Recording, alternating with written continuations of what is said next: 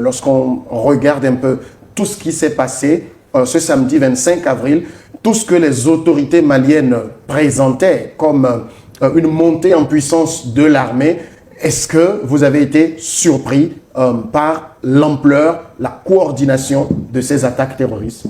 Je vous assure que j'ai été vraiment surpris et désagréablement d'ailleurs, puisqu'en réalité, Kidal, c'était plus qu'une ville, c'était un symbole. C'était en réalité le symbole de la reconquête de la souveraineté malienne, de la reconquête du territoire. Et voir cette ville retomber encore, et en si peu de temps, en 2 jours, je pense que les faits sont vraiment dramatiques. Et déjà, on s'incline en la mémoire des personnalités disparues, notamment le général Sadio Camara, et toutes nos condoléances aussi à sa famille. Mais il faut dire que les événements étaient d'une extrême gravité.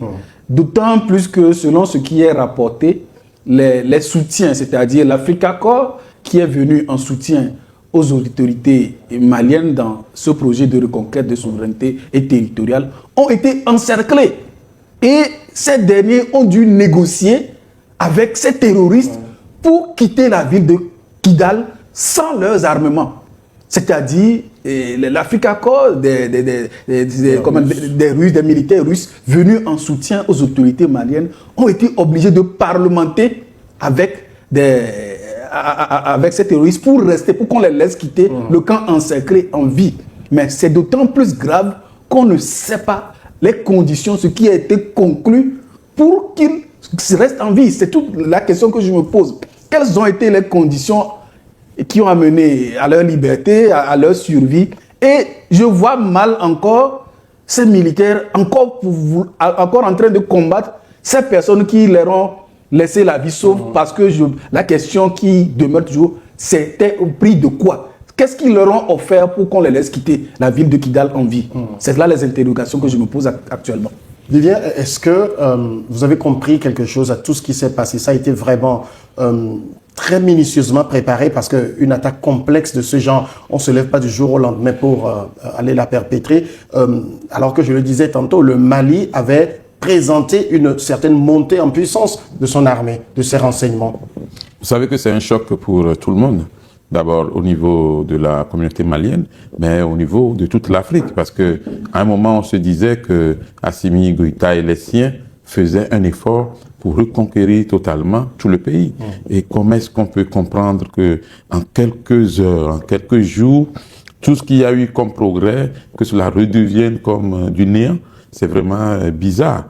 Et la façon dont le coup a été préparé, sans que le service de renseignement russe et le service de renseignement malien ne sachent qu'il y avait quelque chose en gestation, ça pose problème. Et moi, ce qui me désole encore plus, c'est le fait que les soldats russes soient obligés de laisser leur armement, y compris des documents, y compris des éléments de renseignement, dans les mains de ces terroristes-là. Et je pense que nous sommes un peu déçus de ce fait qu'on peut critiquer les Français, peut-être pour leur inaction ou pour leur inefficacité sur le terrain au Mali, mais en même temps, on n'a jamais vu des Français pris en sandwich de la sorte, au point qu'ils soient obligés de négocier juste pour avoir la vie sauve. Cela pose beaucoup de problèmes. Est-ce que d'un seul coup, les rebelles, bref, les terroristes, comme le dirait Assimi Goïta, ont pu s'armer encore plus, intensifier leur service de renseignement ou leur renseignement, s'entraîner encore plus et maîtriser tout ce qu'il y avait comme mouvement au niveau du camp loyaliste? Les Russes ne sont pas n'importe quel soldat. Les soldats russes sont super entraînés. Quand on parle des meilleurs soldats entraînés au monde, parmi les Américains, il y a les Américains, les Russes également figurent dans le top des 5. Mais si en une ou deux journées, on peut les prendre ainsi, et peut-être, j'imagine qu'ils ont dû évoquer la loi sur la guerre. Vous avez le droit de vous constituer prisonnier, vous déposez vos armes, et l'ennemi n'a pas le droit, en principe, de vous exécuter. Du moment où vous sortez, peut-être le foulard blanc ou le mouchoir blanc. Aujourd'hui, ça cause un problème parce que nous sommes dans une guerre un peu spéciale, exceptionnelle.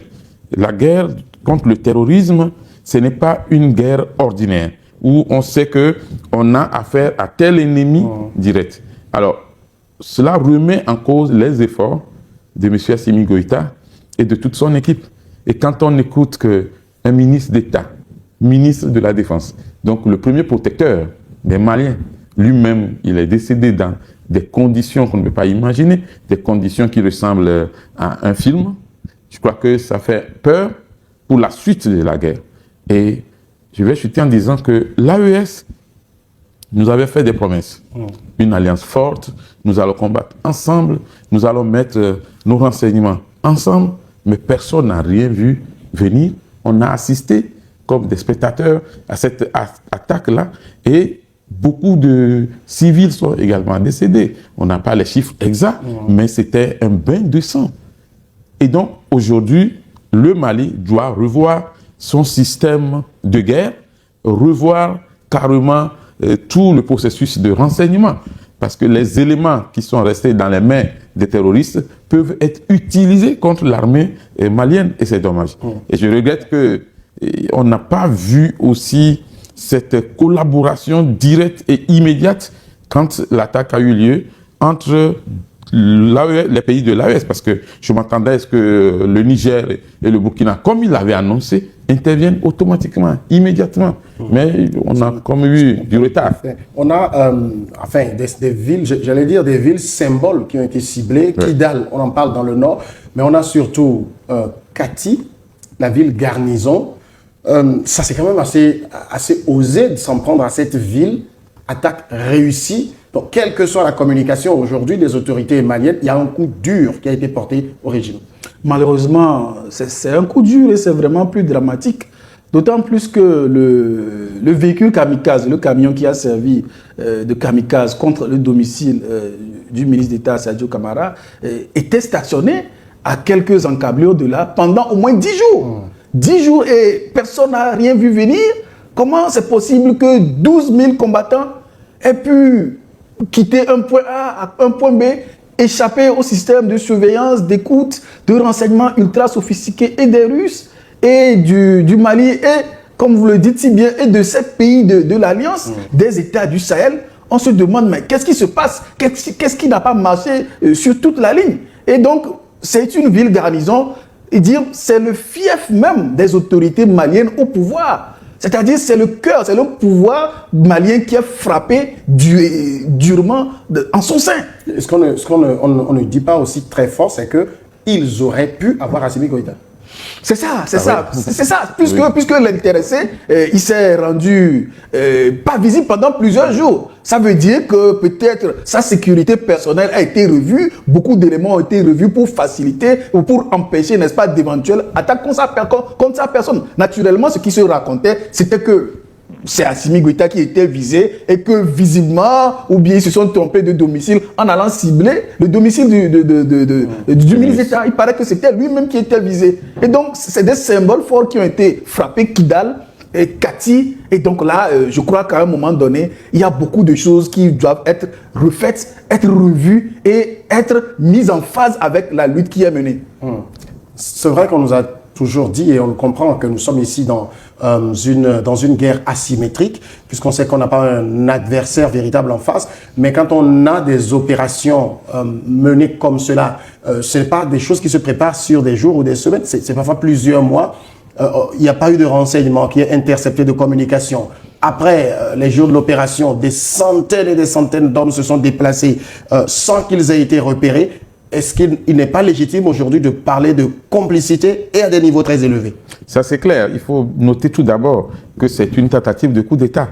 Parce qu'il fallait prendre Assimi Goïta, décapiter le pouvoir complètement et décider pour le pays. Ça, c'est la première chose. La seconde chose, c'est qu'on sent à l'allure de ce qui s'est passé en voyant les images, en faisant les analyses, on sent qu'il y a eu une complicité interne. Vous savez, l'ennemi ne peut pas frapper et avoir de si bons résultats, du moins des résultats bons dans leur sens, s'il n'y a pas un pion qui est dans la maison. Alors, je pense qu'il faudrait revoir de fond en comble le système de sécurité, le système de renseignement et le système de défense du Mali. la façon dont les rebelles ont eu à frapper, cela démontre effectivement soit un relâchement au niveau de l'armée malienne, soit une trahison, un sabotage, ou des espions ou des taupes au sein du groupe.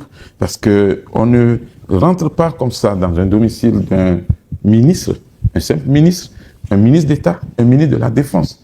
Et un ministre de la Défense qui est d'ailleurs lui-même militaire. Alors, c'est comme si c'est une surprise alors que l'armée malienne est en guerre depuis un moment.